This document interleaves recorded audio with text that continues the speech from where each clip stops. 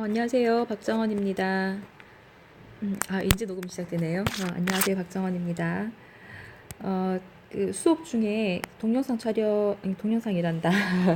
예, 모든 내용들을 다 설명을 하지 못했었습니다. 그래서 지금 남아있는 부분을 동영상 강의로 대체하고자 합니다.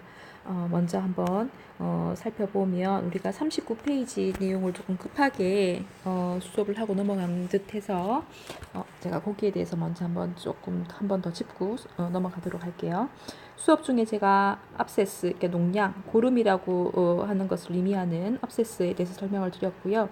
이게 이제 결국은 감염 후에 염증 반응에 의해서 나타나는 그런 어떤 질병이라고 보실 수가 있습니다. 그래서 이 압세스가 어떤 기관, 조직에 발병을 하는가에 따라서 앞쪽에 해당하는 조직에 또는 기관에 이름을 붙여주면 되는 거죠. 그래서 제가 퓨머너리 압세스 그리고 페리톤실러 압세스 요거 설명을 드렸었고요.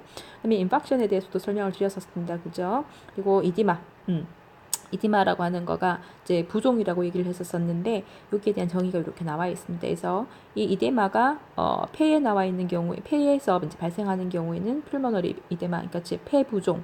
그다음에 발목 부위에 이제 붙게 되면 이제 앵클 이디마, 그리고 머리가 이제 머리에 부종이 생기게 되면 세레브럴 이디마라고 하는 거가 생기게 되죠. 머리 부종은 굉장히 심각한 상태입니다. 왜냐하면 이 머리 두개골이라고 하는 것은 굉장히 딱딱한 뼈에 의해서 이 뇌 조직이 보호를 받고 있고, 그렇기 때문에 안에서 이제 부종이 생기게 되면 이 딱딱한 골 안에 있기 때문에 공간은 정해져 있는데 안쪽에 이렇게 부어오르니까 굉장히 많은 이제 뇌 조직들이 이제 압박을 받게 되는 거죠. 그걸로 인해서 다른 또 문제들이 생길 수가 있는 거고요. 그다음에 엠볼리즘이라고 하는 색전증이라고 얘기를 했었습니다. 그래서 피딱지가 혈관에서 떨어져서 얘가 이제 혈관 안을 돌아다니다가 어떤 혈관 부위를 이제 막아버리게 되면 이제 문제가 생긴다 했었죠. 그래서 그게 폐동맥을 막으면 풀모너리 엠볼리즘이라고 하는 거가 이제 될 수가 있는 거고요. 그 다음에 폐질환과 관련되어서 뭐 우리가 사스라고 하는 건 여러분들이 아마 그 언제였죠? 노무현 대통령 때였나? 그때 이제 사스가 유행을 하면서 이게 굉장히 비행기를 타고 내릴 때에 검열을 심하게 했었던 것들을 볼 수가 있고요.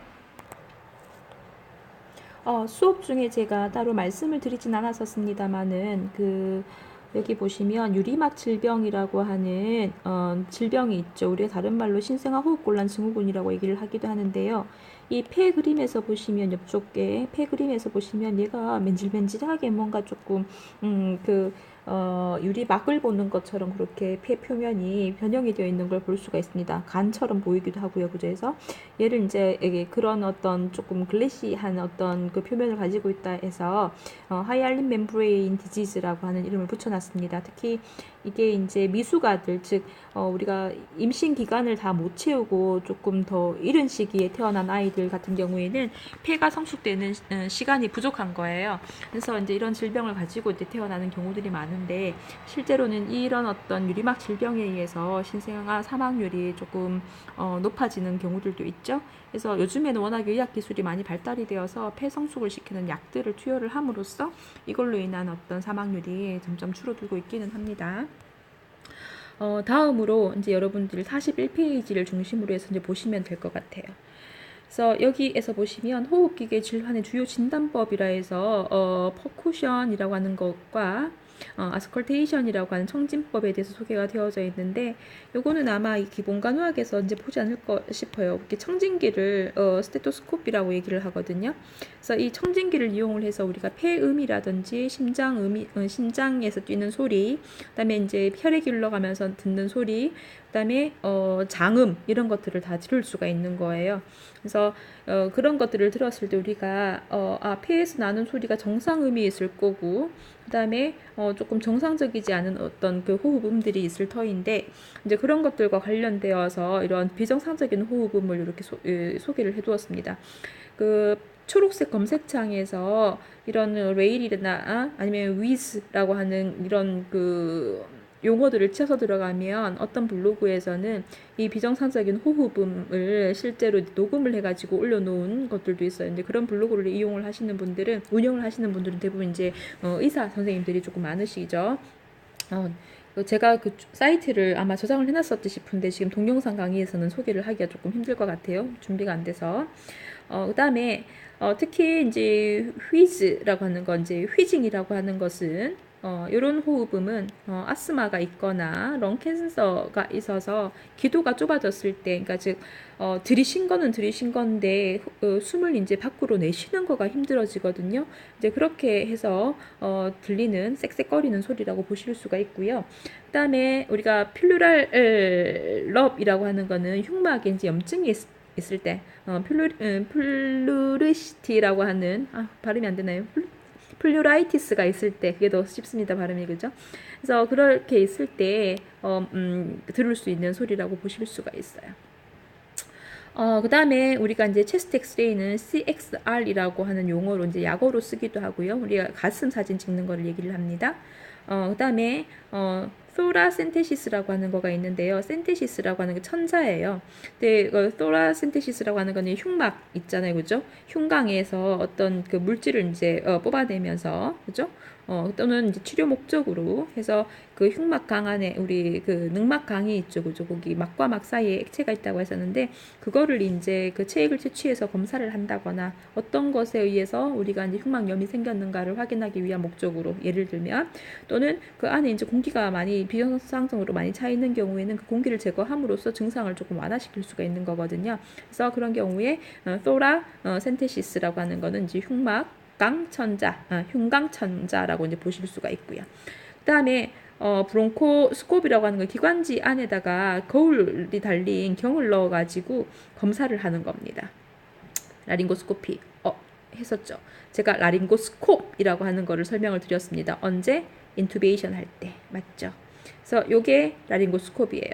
그래서 요걸로 기도를 이렇게 확보를 해가지고 뭐예요? 이렇게 관을 인공적으로 넣어서 공기가 흐를 수 있도록 즉 이제 호흡을 원활하게 해줄 수 있도록 우리가 인공호흡기 같은 거 달 때 사용하는 것이라고 보실 수가 있습니다. 그 다음에 마지막입니다. 주요 치료법에 대해서 나와 있는데요. 이게 우리 비중격이 이렇게 있고 얘가 원래는 곱게 되어 있어야 되는데 이렇게 S자로 휘거나 아니면 C자로 이렇게 휘어지거나 하게 되면 이게 공기 흐름에 이제 방해가 될 수 있죠, 그죠? 그런 경우에는 리노플라스티라고 하는 코 성형 시술을 이제 받아야 되기도 하고요. 또 어떤 경우에는 이 점막하 절제술이라고 하는 것은 이게 비중격 망곡에 의해서 비각계가 이렇게 조개처럼 되어 있는 게 있었잖아요, 그죠? 근데 이런 것들이 있을 때 이제 그 부분을 일부 이제 빼내면서 이게 그 휘어진 거를 치료하는 방법이라고 보실 수가 있습니다. 요즘에는 이런 것들은 시술은 이제 많이 시행을 하지 않는 것 같아요. 그 다음에 스토미, 오스토미라고 하는 거는 뭐였어요? 구멍을 만들어주는 거거든요. 이 용어는 제가 설명을 안 했던가요? 그래서 우리 목에다가 이렇게 구멍을 만들어주는 거. 왜냐하면 이게 기관이 앞에 있다 했었잖아요. 뒤에가 식도가 있고 기관에 구멍을 인위적으로 뚫어가지고 뭘 넣은 거예요? 에어웨이라고 하는 이제 그 공기 통로를 일부러 인위적으로 만들어준 거예요. 이렇게 해서 그 기관 절개관을 삽입을 해서 이렇게 호흡을 할 수 있도록 도와주는 거. 이것도 어떤 치료적인 목적인 경우들도 있고요. 인공호흡기를 달기 위한 목적도 있고 뭐 그렇습니다. 그래서 후두 쪽으로 이제 이런 구멍을 뚫어주는 거는 후두 라링고 스토미라고 할 수도 있고, 그다음 기관 절개술이라고 하는 트라키오 기관이었거든요, 그죠? 트라키아 있었잖아요. 그다음에 스토미라고 하는 걸 붙이면 트라키오스토미라고 하는 것들이 이제 용어가 만들어지는 걸 볼 수가 있습니다. 그다음에 액토미라고 하는 거는 이렇게 잘라내는 거였었습니다. 그래서 우리가 그 터비넥토미라고 하는 건 비갑게, 터비네이트 있었잖아요. 그다음에 septektom이라고 하는 거는 septek 비중격입니다, 그죠? 그래서 이거를 잘라내는 거.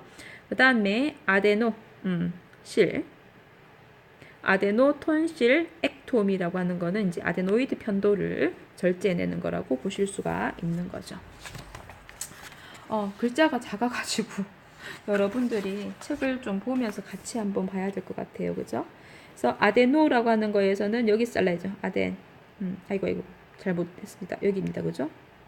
톤실, 액토미. 포커스가 잘 안 맞춰지네요. 이렇게 이제 볼 수가 있겠고, 그 다음에 세그멘트 액토미 뭐죠? 시그멘트라고 하는 거가 우리 폐엽을 얘기를 할 때 얘기를 했었거든요. 그래서 얘를 자르면은 구역 절제술이 되는 거고요. 그다음에 플유라라고 하는 거는 뭐였었어요? 흉막이었잖아요. 액토미 자르는 거 흉막 절제술이 되겠습니다. 그다음에 폐동맥 색전 제거술은 폐동맥에 혈전이 생겼던 거를 잘라낸다 해서 퓰머너리 엠볼 렉토미라고 자를 수가 있는 거죠. 그죠? 그래서 오토미라고 하는 거는 절개라고 얘기를 할 수 있습니다. 오스토미랑 오토미는 구분을 하셔야 되겠습니다. 여기까지예요. 수고 많으셨어요. 그리고 지금 동영상 강의 진도 나간 것까지 시험 범위에 해당이 되고요. 이 많은 내용들 중에서 호흡기계만 시험을 치잖아요. 이 많은 문제 중에서 5문제만 나온다라고 말씀을 드렸는데 제가 수업 시간에 강조를 했던 부분들은 꼭 퀴즈만 포커스를 두고 제가 강조를 하지는 않습니다. 그리고 퀴즈 내용에서 제시되었던 시험 문제들이 중간고사에도 포함이 될 수도 있고 또 포함이 되지 않을 수도 있어요. 해서 여러분들이 어떤 내용을 꼭 집어서 공부를 하다가 이렇게 낭패를 경험을 할 수 있으니까 주의해서 공부를 하시기 바랍니다. 네, 진짜 수고 많으셨습니다. 수업 시간에 뵐게요. 소크라티브 앱 반드시 깔아서 오세요.